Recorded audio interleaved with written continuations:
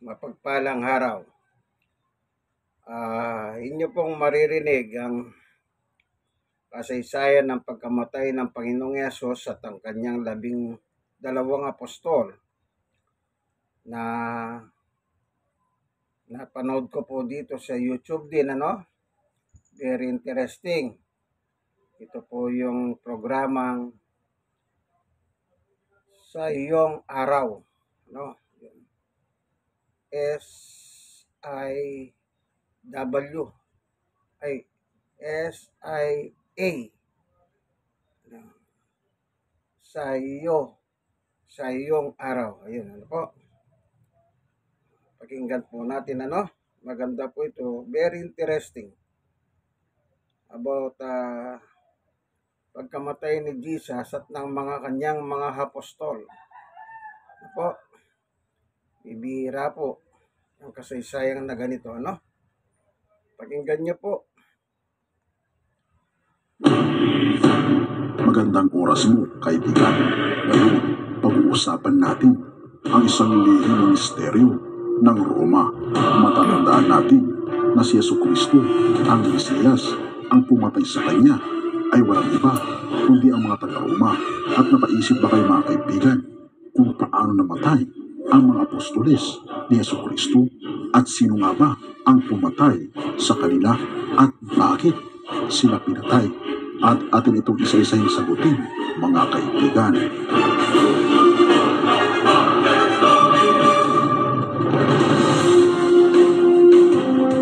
Sa iyong Pagkatapos araw ni Jesucristo ay nabuhay na muli, siya ay umakyat na sa langit. Pero bago yan, binanggit niya sa mga disipulo ang isang babala.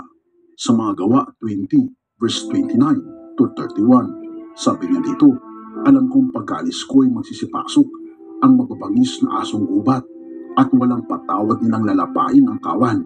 Mula na rin sa inyo ay may lilitaw na mga taong magsasalita ng kasinungalingan upang mahikayat na sumunod sa kanila ang mga alagad.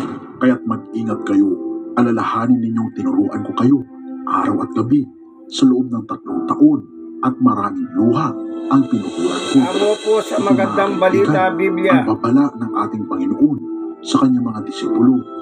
At kung ating matatandaan, nung hinuli ang ating Panginoong Hesus ng gabi bago siya ipako sa krus, na ang mga alagad ay lahat sila ay nagsitakbuhan dahil natatakot sila na madamay sa kamatayan ng kanilang master na si Jesucristo, ang ating Panginoong Diyos.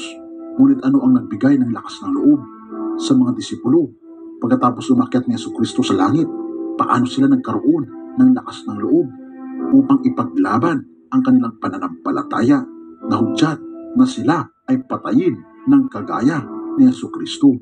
Ito ay dahil ipinangako ng ating Panginoong Hesus na sa kanyang pag-alis ay darating at bababa sa kanila ang banal na Espiritu na magbibigay sa kanila ng lakas ng loob at karunungan upang ihayag ang katotohanan ng kaligtasan at pag-ibig ng ating Panginoon.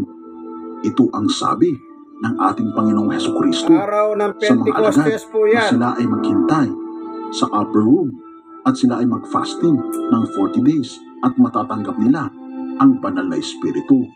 At ito nga ang nangyari sa kanila, mga kaibigan.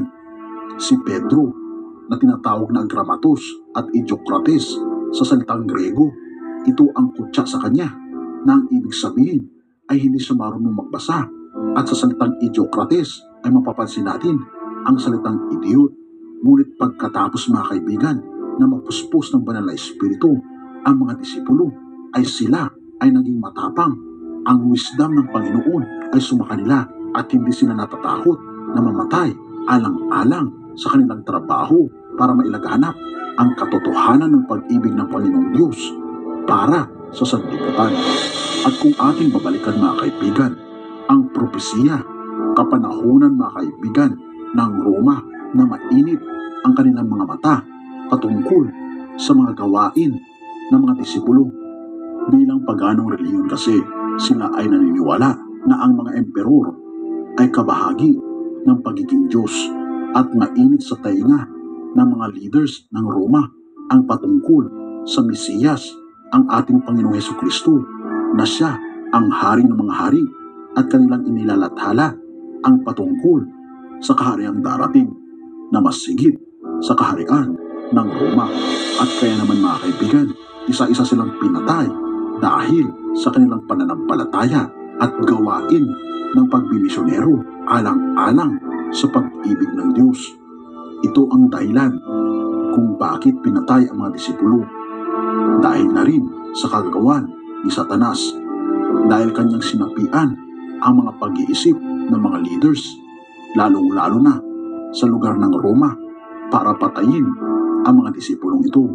At ang katanungan mga kaibigan, kung inaangkin ng Roma na si Pedro ang una nilang papa, bakit siya ay pinatay ng Roma? Ating itong pag-uusapan mga kaibigan sa mga susunod na content. At balik tayo sa ating pinag-uusapan.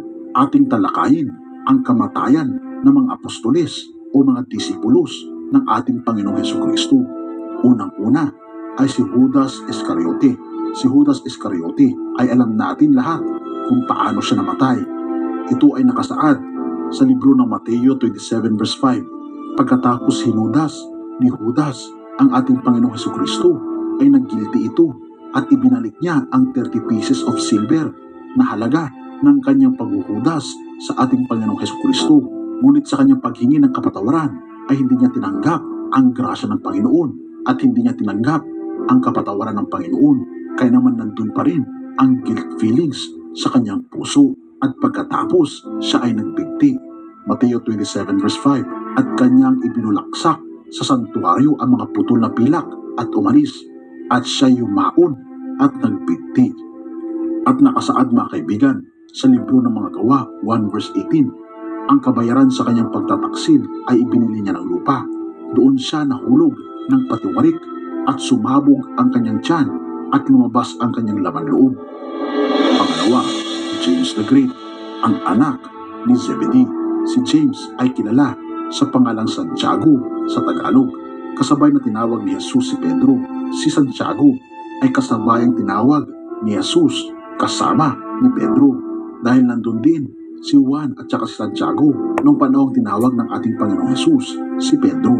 Silang tatlo ay pawang mangingisda at dito ay sinabihan sila ng Panginoon na gagawin niya silang fishers of men. Si James na anak ni Zebedee ang pangalawang apostol. Nakasaad sa Biblia kung paano pinatay si Santiago.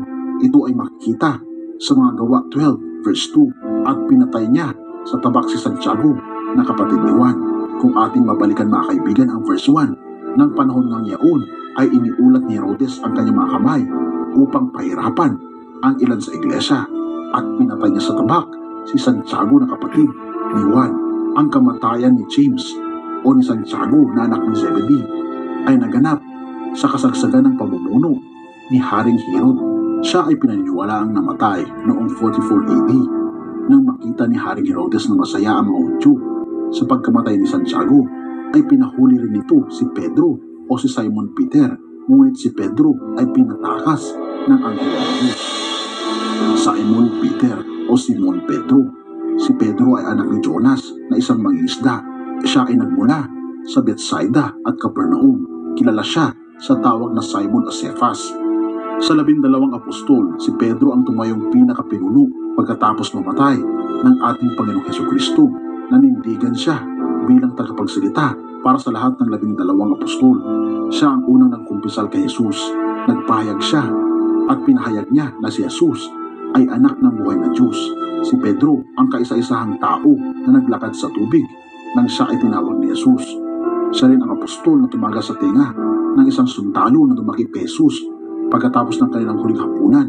Ang pagkamatay ni Pedro ay katulad din ng pagkamatay ni Jesus. Siya ay pinako sa krus sa Roma noong panahon ng pamumuno ni Emperor Nero. Ito ang panahon kung kailan ang mga Kristiyano ay pinaguhuli at pinapakain sa mga liyo sa Colosseum bilang libangan ng mga taga-Roma sa panahong iyan.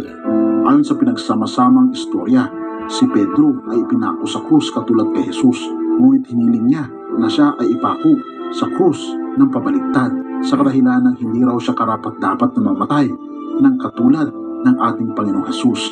Nakasaad ito sa John 21 verse 18 to 19 na sinabi ni Jesus kay Pedro, "Pakatandaan mo noong bata ka pa, ikaw ang nagbibihis sa iyong sarili at pumupunta ka kung saan mo gusto. Ngunit pagtanda mo, iuunat mo ang iyong mga kamay at iba ang magbibihis sa iyo at dadalhin ka sa lugar na di mo gusto. Sinabi niya ito upang ipahiwatig kung paano mamamatay si Pedro at kung paano niya pararangalan ang Diyos. Pagkatapos sinabi sa kanya ni Jesus, sumunod ka sa akin. Andres o Andrew. Si Andres ang kapatid ni Pedro at isa sa mga anak ni Jonas. Siya ay nanirahan sa Bethsaida at Capernaum at isa din siyang mangisda. Bago siya tinawag ni Jesus, ipinakilala ni Andres ang ibang mga apostol kay Jesucristo. Maging ang kanyang kapatid na si Pedro ay siya ang nagpakilala sa ating Panginoong Jesucristo. Ang pangunahing layunin niya ay upang dalhin niya ang iba pang mga apostol sa paanan ng ating Panginoon. Oo mga kaibigan, si Andres ay dating disipulo ni John the Baptist o ni Juan Bautista. Bago pa man siya naging disipulo ng ating Panginoong Jesucristo, si Andres ay nagpunta at napadpad sa lugar kung saan uso ang kanibalismo. Nang ibig sabihin mga kaibigan ng kanibalismo ay alam nyo na, sila ay kumakain ng kapwa-tao. Sinabi ng mga sinaunang Kristiyano dito na si Andres ay nagpalaganap ng Kristyanismo sa Soviet Union at pagkatapos ay nagpunta siya sa Greece sa bayan ng Patra. Dito siya ay pinaaresto ng isang gobernador na nasa ilalim ng gobyerno ng Roma. Hinatulan siyang mamatay sa krus. Sinabi ni Andres na hindi karapat dapat siyang mapako sa krus sa parehong postura na krus ng kanyang guro at Panginoon na si Jesucristo. Siya ay humiling na maging iba ang sa kanya. Kung kaya siya ay pinako sa krus sa isang hugis-ekis na krus na tinatawag ding Cross of St. Andrew. Pinaniniwalaan ng marami na si Apostol Andres ay namatay noong 60 AD sa buwan ng November. Sinasabi ng ilang mga historians, habang si Apostol Andres ay nasa krus at unti-unting namamatay, ay pinatawag niya ang mga tao at sila ay patuloy na tinuruan ng mga aral ng Diyos hanggang siya ay malagutan ng hininga. Si Tomas o tinatawag ng Tauting Tomas dahil sa kanyang prinsipyo na kung hindi niya makita ang ating Panginoong Hesus at hindi niya mailagay ang kanyang kamay sa butas ng mga kamay ng ating Panginoong Hesus ay hindi siya maniniwala na buhay ang ating Panginoong Hesus. Ayon sa mga naunang tradisyon at paniniwala, si Apostol Tomas ay aktibong nangaral sa Persia at nagpunta din siya ng India at doon ipinahayag ang salita ng Diyos. Sa ibang bersyon ng kanyang pagkamatay ay inundayan siya ng mga saksak gamit ang sibat ng isang pari na sumasamba sa Diyos-Diyosang Kali, habang ang isa namang dahilan ng kanyang pagkamatay ay sinaksak siya ng sibat ng 4 na sundalo dahil ayaw din ng mga ito ang kanyang mga ipinapangalan. Philip o Felipe, ito ang apostol na nag-request kay Jesus na ipakita sa kanila ang Diyos Ama. Sinabi sa kanya ni Felipe, Panginoon, ipakita po ninyo sa amin ang inyong Ama at masisiyahan na kami. Nakasaad dito sa libro ni Apostol Juan 14 verse 8 to 10. Sumagot si Jesus. Sinabi sa kanya ni Felipe, Panginoon, ipakita mo sa amin ang Ama at sukat na ito sa amin. Sinabi sa kanya ni Jesus, malaon ng panahong ako'y inyong kasama at hindi mo ako nakikilala, Felipe. Ang nakakita sa akin ay nakakita sa Ama. Paanong sinasabi mo, ipakita mo sa amin ang Ama? Hindi ka ba nananampalataya na ako'y nasa Ama at ang Ama ay nasa akin? Ang mga salitang aking sinasabi sa inyo'y hindi ko sinasalita sa aking sarili, kundi ang Ama na tumatahan sa akin ay gumagawa ng kanyang mga gawa. Kung ating matatandaan mga kaibigan, siya rin ang apostol na inutusan ng anghel ng Diyos para ibahagi ang aral sa isang eunuko na taga-Ethiopia na bigla siyang kinuha ng Espiritu ng Diyos at ipinunta sa ibang lugar. Kumbaga, itineleport siya at ipinunta siya sa Azotus. Ayon sa tradisyon, si Philip ay sinasabing nagpunta at nangaral sa Prega, isang lugar sa Turkey. Ngunit siya ay nahuli ng mga Hudyo na tumutuligsa sa mga bilin ng ating Panginoong Hesus. At pagkatapos ay ipinako siya sa krus ng pabaliktad at saka pinagpapato hanggang mamatay. Mateo. Si Mateo ay kilala bilang maniningil ng buwis. Ito ay nakasaad sa Mateo 9 verse 9. At noong siya ay yayain ni Jesus upang siya ay sumama sa kanya, katulad din ng mga ibang apostol, si Mateo ay nagpunta sa iba't ibang mga lugar para ibahagi ang mga salita ng Diyos. Nagpunta siya sa Ethiopia at Persia. Doon siya nangaral ng mga salita ng Diyos. Isinulat niya ang librong Mateo at siya ay namatay sa pamamagitan ng sibat sa siyudad ng Nadaba noong 60 AD. Bartolomeo o Nathaniel. Si Bartolome ay kaibigan ni Philip na taga Bethsaida. Siya ang nagpakilala kay Jesus at kilala rin siya sa pangalang Nathaniel. Si Bartolome ay nagpunta at nangaral sa Asia ng matagal na panahon. Nagpunta siya sa India at pagkatapos ay nagpunta siya sa Armenia upang mangaral. Kasama niya roon ang isang apostol pa at pinaniniwalaang sila ang nagpalaganap ng Kristyanismo sa bansang Armenia. Dahil sa kanyang pangangaral, naging Kristiyano ang hari ng Armenia na si Haring Ptolemaios. Dahil dito, nagalit ang kapatid ng haring ito na si Prinsipe Astyages, kaya't ipinahuli niya at ipinapatay si Bartolome. Ang kanyang pagkamatay ay ang isa sa pinakamalubha sa pagkamatay ng mga apostol. Sinasabing siya ay pinako sa krus, binalatan ng buhay, tinanggal ang mga balat at hinayaang umagos ang kanyang dugo ng matagal na panahon para kanyang madama ang matinding sakit at pagkatapos ay pinugutan siya ng ulo. May isang version naman ng kwento na maaring namatay si Bartolome sa Kalyan sa India at hindi sa Armenia sa kadahilan ng walang nakatalang hari ng Armenia ang pangalang Ptolemaios. Ngunit mayroong nakatalang haring Ptolemaios sa kasaysayan ng kaharian ng India. James, the Lord's brother. Si James the Less ang tinutukoy sa Galatians 1 verse 19 na kapatid ng ating Panginoong Jesucristo. Siya ay half-brother ni Jesus Christ. Kahit na sinasabi sa Biblia na siya ay kapatid ng Panginoon, ay hindi siya katulad ng ating Panginoong Jesus na Mesiya din at anak ng Diyos. Ayon sa balita, si James ay namatay sa pamagitan ng pagbabato sa kanya ng mga Hudyo na sumusunod sa relihiyong Judaismo.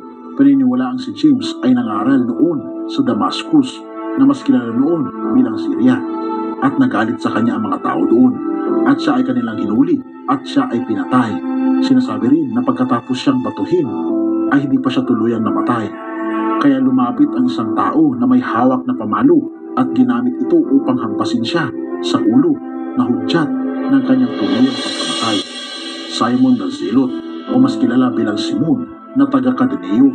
Siya ang isa sa pinakamisteryosong apostol ng ating Panginoong Jesucristo dahil limitado at di matukoy ang impormasyon patungkol sa kanya. Sinasabi ng ilan na ang karugtong ng kanyang pangalan na Zealot ay dahil sa miyembro siya ng mga Zealots. Ang Zealots ay grupo ng mga Hudyo na pasikretong nag-aalsa laban sa pananakop sa kanila ng mga Romano. Sila ang mga debotong miyembro ng Judaismo at may tuturing ng mga assassins dahil nagtatago sila ng mga maliliit na kutsilyo sa ilalim ng kanilang mga damit para gamitin kung sakaling mang nais silang patayin ng mga tao, lalo na kung ang tao ay tumutuliksa dahil sa kanilang prinsipyo, sa kanilang pagsunod sa batas o Torah. Sinasabi ng mga scholars na maaring pinili ng ating Panginoong Jesucristo si Simon the Zealot para mabalanse ang kanyang grupo, lalo na at kasapi naman dito ang isang maniningilang buwis na si Mateo. Ganun pa man, si Simon ang isa sa mga apostol na nakakita sa pag-akyat ni Jesus sa langit. Iniwan niya ang kanyang dating buhay at katulad ng ibang mga apostol ay nagbahagi siya ng mga aral ng Diyos sa ibang mga tao. Paniwala ng marami na siya ay nagpunta sa Egypt, Syria, Africa, Mauritania at Britain. Ganon din sa Libya at Persia at nangaral siya sa maraming mga tao. Dalawang bersyon ang kanyang pagkamatay. Ang una ay nagpunta daw siya sa Persia at doon siya pinatay nang hindi siya sumunod na magsakripisyo para sa mga Diyos-Diyosan na katulad ng mga tao doon na tinatawag din nila na sanggad. Ang pangalawang bersyon naman ay nagpunta siya sa Syria at nang sabihin niya na siya ay kasamahan ng ating Panginoong Jesucristo ay ipinako siya sa krus ng isang gobernador na sanhi ng kanyang pagkamatay. Jude o Tadeus. Si Tadeus ang apostol na usap-usapang kapatid ni James the Less na tinatawag namang the Lord's brother, na kung iisipin ay kapatid din siya ng ating Panginoong Jesucristo. Walang matibay na basihan kung siya nga ba ay kapatid ng ating Panginoon. Maaring oo at maaring namang hindi. Ang mahalaga ay isa siya sa mga apostol ng ating Panginoong Jesucristo, nagpahayag ng aral ng Diyos sa mga tao. Si Jude ang pinaniniwala ang sumulat sa libro ng Epistle of Jude. Pag-akyat ng ating Panginoong Jesucristo sa langit ay nagtungo si Tadeus sa Mesopotamia at nangaral siya doon sa loob ng 10 taon. Dito ay madami ang nagpabinyag sa pagiging Kristiyano dahil sa kanyang pamamahayag at muli siyang nagbalik sa Jerusalem pagkatapos ng mahabang panahon para muling makipag-isa sa iba pang mga apostoles. Kalaunan ay kasama niyang magpunta sa Judea, Samaria, Idumea, Syria, Iran at Libya, ganoon din sa Persia, si Simon the Zealot, at doon mas maraming tao ang kanilang pinangaralan ng mga salita ng ating Panginoong Diyos. Hindi rin klaro ang kamatayan ni Apostol Tadeus na may nagsasabi na siya ay namatay sa pamamagitan ng pagpupok sa kanya gamit ang kahoy o kaya ay pinatay siya gamit ang palakol. Sinasabi naman ng iba na siya ay pinatay sa pamamagitan ng palaso o sibat, at ang iba naman ay naniniwala na siya ay pinako sa krus tulad ng ating Panginoong Jesucristo at iba pang mga apostol. Matayas. Si Matias o Matayas ang pumalit kay Judas Iscariote bilang pang-12 apostol ng ating Panginoong Jesucristo. Ito ay nakasaad sa Acts 1, verse 23 to 26, at kanilang ibinukod ang dalawa, si Jose na tinatawag na Barsabas na pinakamagatang husto at si Matayas, at sila'y nagsipanalangin at nagsipagsabi, "Ikaw, Panginoon, na nakatataho ng mga puso ng lahat ng mga tao, ay ipakilala mo kung alin sa dalawang ito ang iyong hinirang upang tanggapin ang katungkulan sa ministeryong ito at pagka-apostol na kinahulugan ni Judas upang siya'y makaparoon sa kanyang sariling kalalagyan." At sila'y pinagsapalaran nila at nagkapalan si Matias at siya'y ibinilang sa 11 apostol. Si Matayas ay nagpunta sa Judea at Ethiopia kung saan may mga kanibal na kumakain ng mga tao, at doon niya ipinangaral ang salita ng ating Panginoong Diyos sa isang lugar sa Ethiopia na Colchise o kilala ngayon bilang Georgia. Siya ay pinatay sa pamamagitan ng pagbato sa kanya. John the Beloved, siya ang apostol na pinagbulungan ng ating Panginoong Hesus kung sino ang magkakanuno sa kanya noong sila ay kumakain sa The Last Supper. Nakasaad ito sa John 13, verse 23-26. Sa dulang ay may isa sa kanyang mga alagad na minamahal ni Jesus na nakahilig sa sinapupunan ni Jesus. Inudyatan nga siya ni Simon Pedro at sinabi sa kanya, "Sabihin mo sa amin kung sino ang sinasalita niya." At nakahilig nga sa dibdib ni Jesus ay nagsabi sa kanya, "Panginoon, sino yaon?" Sumagot na si Jesus, "Yaong aking ipagsawsaw at bigyan ng tinapay ay siya nga." Kaya't nang maisawsaw niya ang tinapay, ay kinuha niya at ibinigay niya kay Judas na anak ni Simon Iscariote, kung saan sininyasan ni Pedro si Juan na tanungin sa Panginoon kung sino ang magkakanuno sa kanya.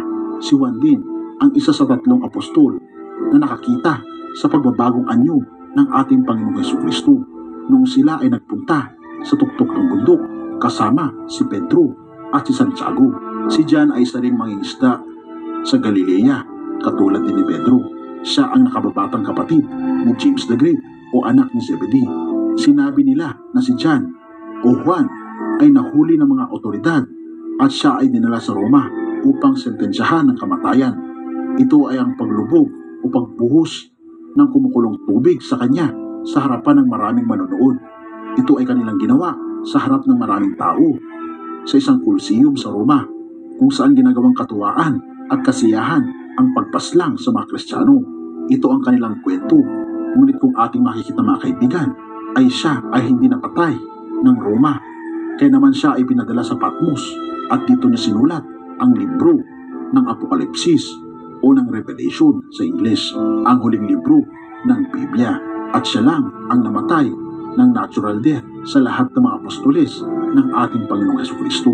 At kung ating makikita mga kaibigan, napakatindi ng pinagdaanan ng mga apostol alang-alang sa gawain ng pagpapalaganap ng magandang balita sa buong mundo.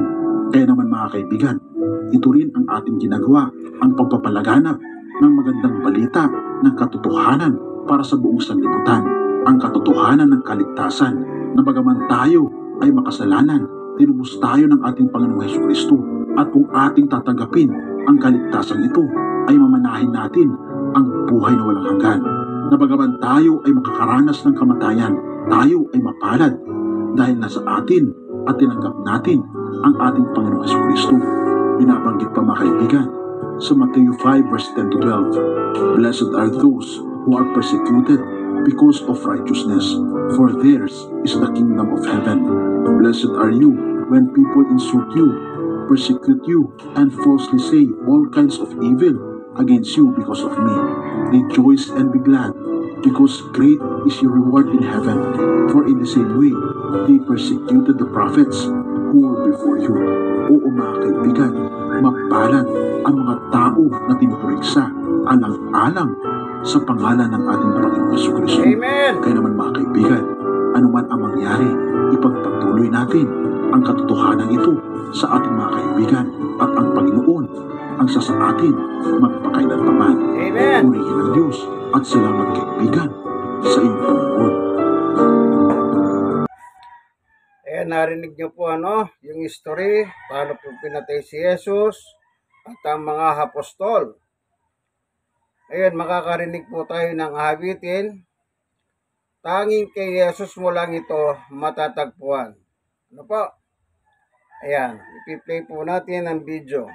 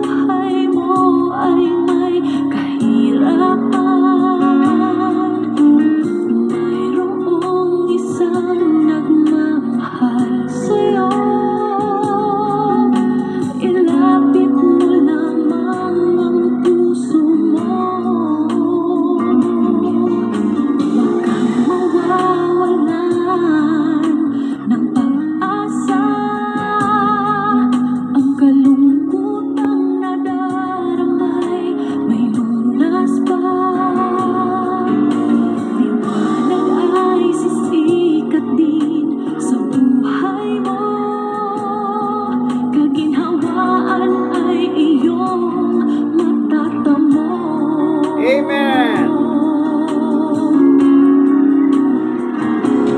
Tanging kay Jesus walang ito matatagpuan. Amen. Tanging kay Jesus walang ito mararamdaman. Amen. Tanging kay Jesus lamang mayroong kalunasan. Amen. Lumapit ka. Yes. Lumapit ka kay Jesus. Sa Kanya mo lang ilagak ang iyong kabiguan. Opo. Sa Kanya mo lang ilagak ang puso mong nagdaramdam. Yes, only Jesus. Gaano kabigat kaya niyang lunasan. Amen, amen. Sa Kanya mo lang ito matatagpuan.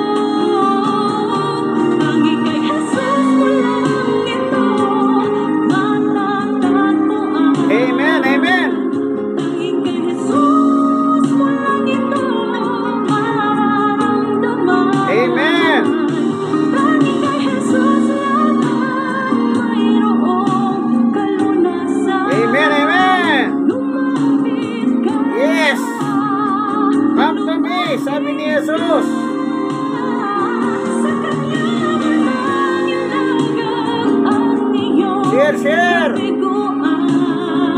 Sa kanya walang ilagak ang puso mong nagdaramdam. Kahit gaano kabigat, kaya niyang lunasan. Sa kanya walang ito matatagpuan. Amen! Purihin ang Panginoong Yesus! Sa kanya wala ito matatagpuan. Praise the Lord Jesus! Amen!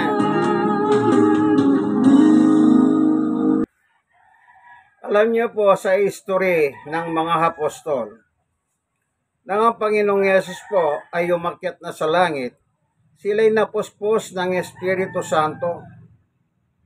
Kaya po sila tumapang at nagpahayag tungkol sa Panginoong Yesus sa kanilang mga dakong napuntahan. Alam niyo po, yung nagabla kay Yesus at nagabla sa mga apostol ni Yesus, si Yesus po ay isang Hudyo at ang mga apostol niya ay mga Hudyo din. Ano po? At yung nagabla sa kanila, mga Hudyo rin. Hindi po nila matanggap na si Jesus na anak ng Diyos na buhay. O tinatawag ni Jesus ang Diyos sa langit na aking Ama. Kaya nagalit po ang mga kababayan niyang Hudyo sa kanila. Kaya po, ayon po sa narinig natin, sa iyong araw, sa bawat lugar na kanilang puntahan, hinuhuli po sila at sila ay nakasintensya ng kamatayan. Yung mga Hudyo pong ito, sila po yung sinabihan ng Panginoong Yesus na mga hanak kayo ni Satanas. Ano po? Ito po, ang Biblia. Kaya manipis.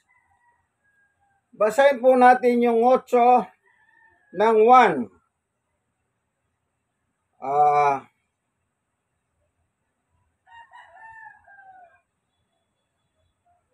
Sa 40. Ang sabi ni Jesus, 1 chapter 8 verse 40. Datapat ngayon pinagsisikapan ninyo akong patayin na taong sa inyo'y nagsasaysay ng katotohanan na aking narinig sa Diyos. Ito'y hindi ginawa ni Abraham. Ayun. Pagdating po dito sa 44, o sige, tuloy po natin sa 41 hanggang 44. Ginagawa ninyo ang mga gawa ng inyong ama. Sinabi nila sa kanya, hindi kami inanak sa pagkikapid. May isang ama, kami, ang Diyos. 42. Sinabi sa kanila ni Jesus, kung ang Diyos ang inyong ama, ay inyong ibigin ako sapagkat ako'y nagmula at nanggaling sa Diyos. Sapagkat hindi ako naparito sa aking sarili, kundi sinugo niya ako. 43. Bakit hindi ninyo mapagunawa ang aking pananalita? Sapagkat hindi ninyo mangyayaring dinggin ang aking salita. 44, ito na po. Kayo sa inyong amang dyablo. Ayun. Yung mga Hudyo po pala na nagtangkang pumatay at pinapatay nga nila si Jesus. Yung mga sumisigaw na ipako yan, ipako yan. Yun po yung mga Hudyo. Ngayon, isinakdal nila sa gobyerno ng Roma. Ang Roman government po yung mga binanggit dyan sa inyong narinig, sa iyo ang araw, yung bawat bansang tungoy ng mga apostol ni Jesus, yan po ay mga bansang nasa ilalim ng kapangyarihan ng bansang Roma. Kaya isinakdal po sila sa Roman government ng mga Hudyo. Tandaan niyo po yan. Roman government. Ano po? Kasi po, yung bawat bansang puntahan ng mga apostol ni Jesus ay nasasakop ng Roman government. Ano po? Ayun, basahin natin muli yung 44. Anong sabi niya sa mga Hudyo na kababayan mismo nila? Kayo'y sa inyong amang Diablo. Oh. Ang tatay po pala nila, ang Diablo o si Satanas. Tuloy. At ang mga nais ng inyong ama, ang ibig ninyong gawin. Siya isang mamamatay tao, buhat pa ng una, at hindi na nanatili sa katotohanan. Yung katotohanan po, yung salita ng Diyos yun, ano? Sa 1:17, babasahin ko mamaya, ano? Tuloy tayo. Sapagkat walang katotohanan sa Kanya, sapagkat nagsasalita siya ng kasinungalingan, ay nagsasalita siya ng saganang Kanya, sapagkat siya'y isang sinungaling at ama nito. Oh. Sabi ni Jesus, kung ano ang gusto ng inyong ama, yun ang ginagawa ninyo. Di ba narinig nyo po? Ang sabi ng sa iyong araw, na binulungan ni Satanas ang gobyerno ng Roma. Yan po, ano? Ngayon, yung mga Hudyong ayaw kay Jesus at saka mga apostol, sila po ay tinawag na anak ni Satanas ng ating Panginoong Yesukristo. Oh. Yung katotohanan po sinasabi ni Jesus dito, kunin natin dito sa sulat mismo ni Jesus naman. Sa 1:17 na sinabi kay Satanas, wala sa kanya ang katotohanan. Ito po, ano? 1:17.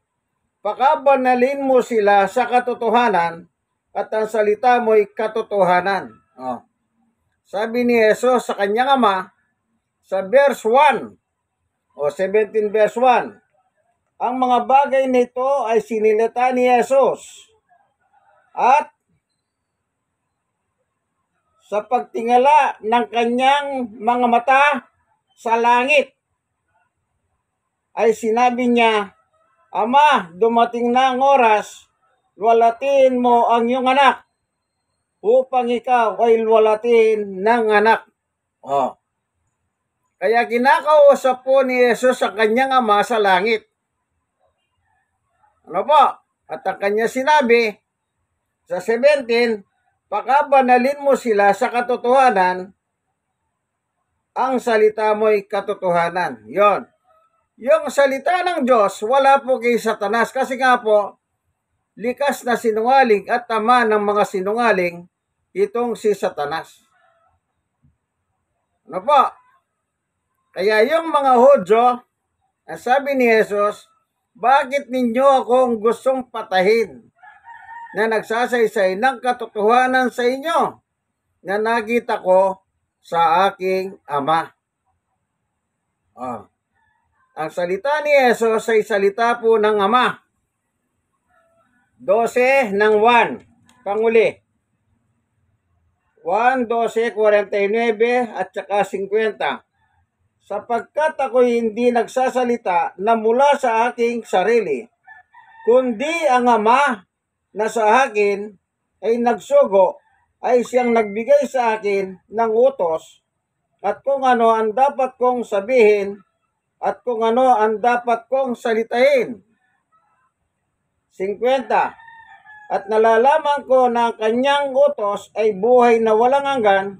Ang mga bagay nga na sinasalita ko ay ayon sa sinabi sa akin ng Ama. Gayon ko sinasalita. Yon. Ang utos ni Jesus o salita ni Jesus galing po sa kanyang Ama. Kaya nagagalit ang mga Hudyo kasi tinatawag niyang Ama ang Diyos. Ano po? Kaya hingat po kayo, ano? Hanggang dito na lamang po, kaibigan. Ito po ang inyong kaibigan kay Jesus, Brother Manny Bautista. Na ano po title nito? Ang tunay na pagbubunyag ng katotohanan o salita ng Diyos mula sa iyong araw. Kasi po, napanood ko po yung video, medyo nagandahan po ako sa kasaysayan. Ako din po, hindi ko masyadong alam ang kasaysayan nila.